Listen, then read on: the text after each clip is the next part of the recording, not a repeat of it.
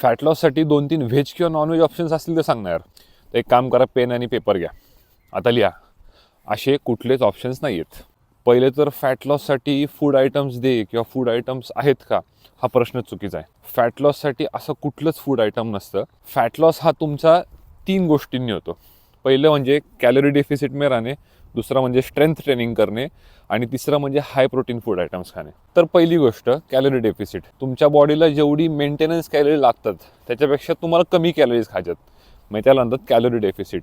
Second गोष्ट, तुम्हाला strength training करायची आहे. म्हणजेच काय करायचं आहे की तुम्हाला जिमला जायचं आहे किंवा घरच्या घरीच तुम्ही बॉडी वेट एक्सरसाइजेस करू शकता आणि हे तुम्हाला आठवड्यातून 3 ते 4 वेळा करायचं आहे. आणि तिसरी गोष्ट म्हणजे काय, तर हाय प्रोटीन डाएट आणि हाय फायबर्स खायचे तुम्हाला. तुम्ही जेव्हा हाय प्रोटीन खाता किंवा जास्त फायबर्स खाता त्यामुळे तुमचं होतं की पोट भरतं.